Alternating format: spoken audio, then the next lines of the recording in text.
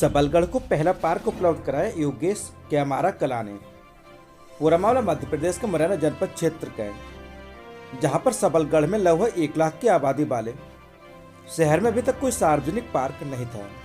इस समस्या के समाधान को प्राथमिकता से लेते हुए सबलगढ़ निवासी स्वयंसेवक योगेश उपाध्याय कैमर कला ने पहल करते हुए जुलाई माह में नगरपालिका सबलगढ़ से चंबल कॉलोनी स्थित पार्क में पौधारोपण हेतु लिखित अनुमति प्राप्त कर वन विभाग नर्सरी से पौधे प्राप्त कर लगभग 500 से अधिक विभिन्न प्रजातियों जैसे अमरूद, कटहल, आम, पीपल, सहजन, मीठा नीम, बरगद, बोगनवेलिया का रोपण कराकर सुरक्षा व पानी देना आदि भी स्वयं के व्यय पर कराए।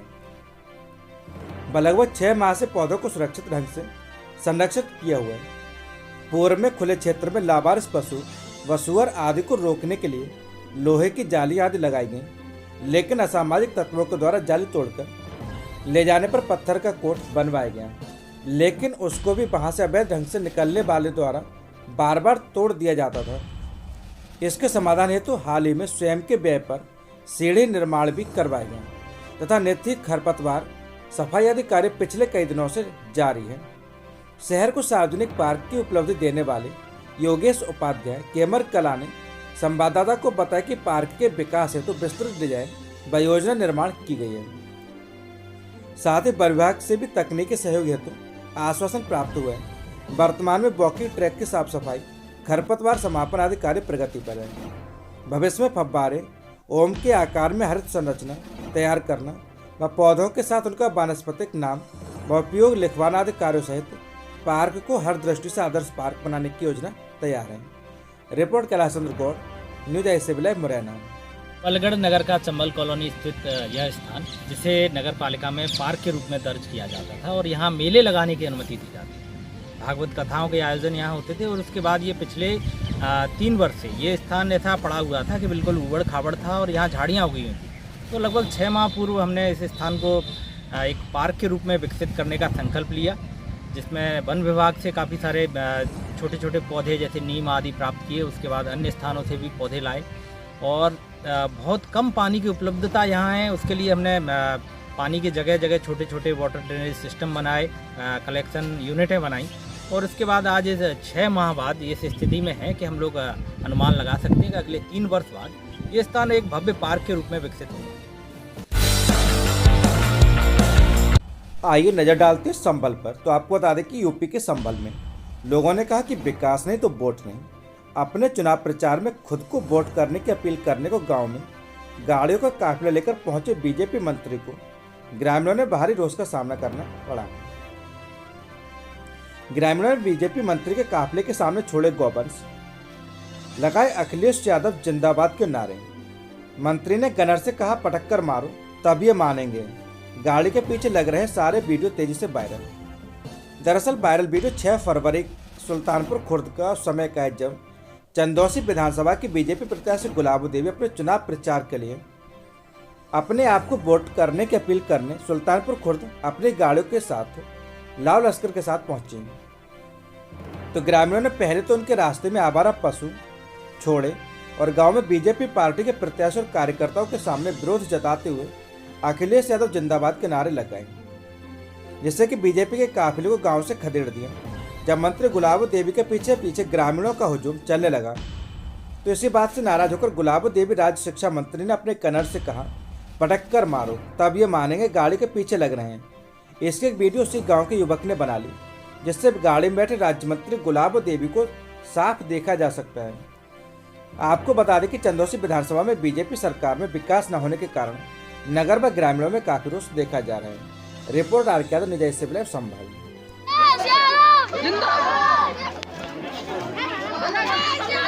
जिंदाबाद बोलो बोलो।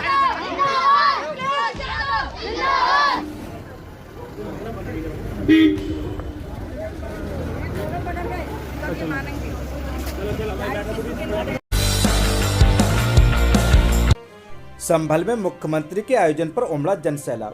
पूरा मामला उत्तर प्रदेश के संभल जनपद क्षेत्र के है।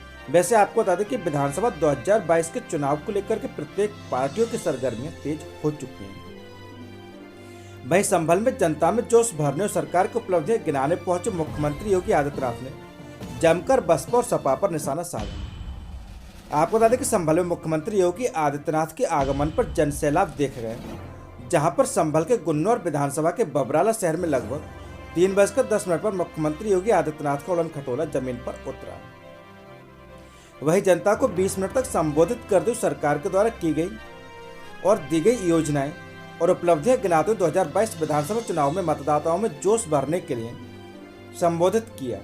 वहीं संभल के विधानसभा 31 चंदौसी में लगभग 4 बजे विधानसभा की जमीन पर मुख्यमंत्री योगी आदित्यनाथ का आगमन हुआ, जहां मुख्यमंत्री ने बताया कि पिछली सरकारों में किसानों के गन्ना मिल को बेचने का काम किया, जबकि एक सरकार ने 229 करोड़ तथा दूसरी सरकार ने 2000 करोड़ केवल किसानों का गन्ना भुगतान किया था। लेकिन भारतीय जनता पार्टी की सरकार ने 4556 करोड़ रुपए का किसानों को गन्ना भुगतान किया है और 2022 में सरकार बनने के बाद जनता को विभिन्न योजनाओं से लाभान्वित करने की बात कही जा रही है। Report R K. Yadav, news 8 Sambhal. 6,000 रुपए सालाना भी आज संभल जनपद के किसानों को प्राप्त हो रहा है। भाइयों बहनों, मैं जानता हूं गुन्नौर की समस्या राजू यादव बार बार मुझे बताते रहे हैं। हम गौ भक्त हैं, गाय को कटने भी नहीं देंगे, लेकिन किसानों की फसल को भी बर्बाद नहीं होने देंगे।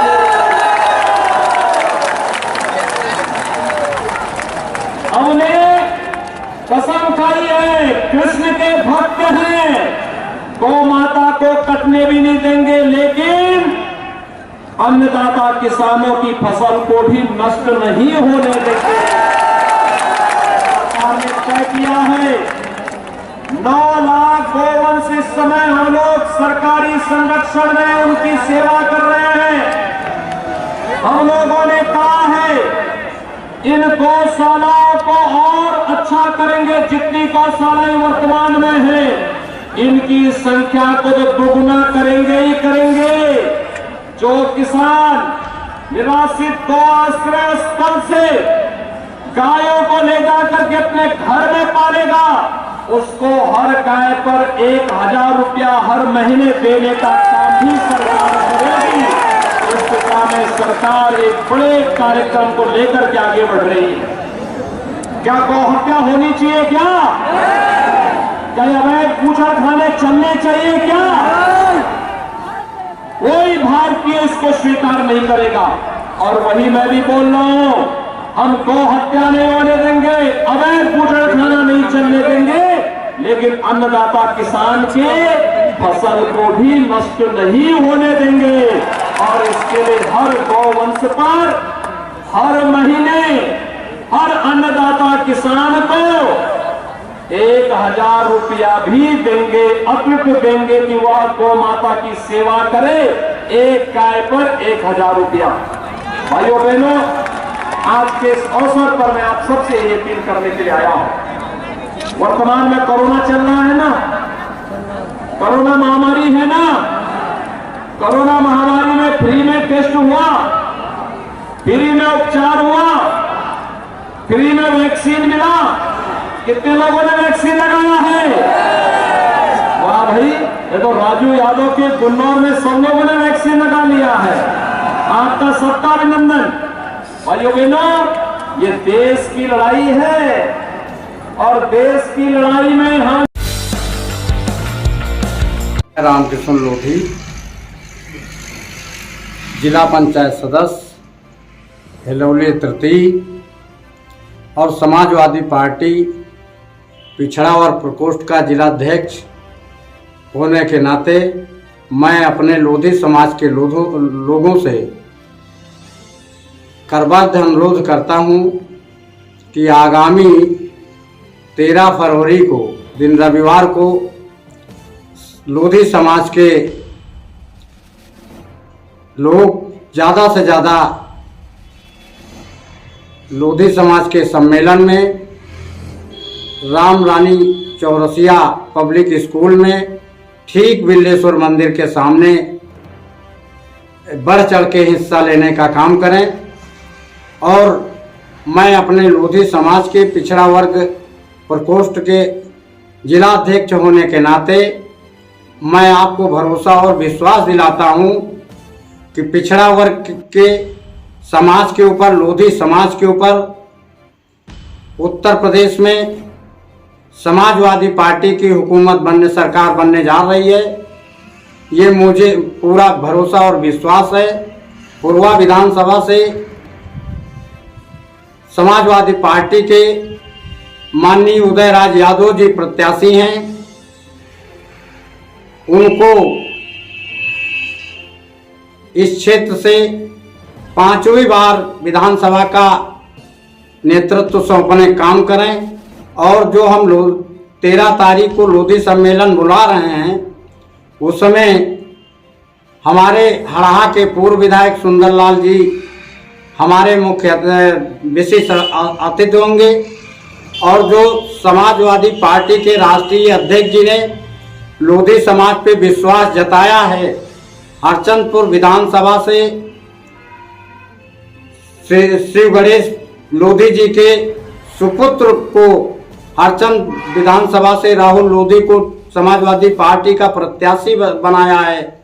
मैं राष्ट्रीय अध्यक्ष जी को अपने समाज की ओर से भरोसा दिलाता हूं कि इस बार लोधी समाज का मतदाता, लोधी समाज के लोग पूरे पूर्वा विधानसभा में नहीं, पूरे जनपद उन्नाव में और बगल की भी जितनी विधानसभाएं उनमें लोधी समाज के लोग बढ़ चढ़ के हिस्सा समाजवादी के साथ लेने जा रहे हैं। और मैं पुनः अपने समाज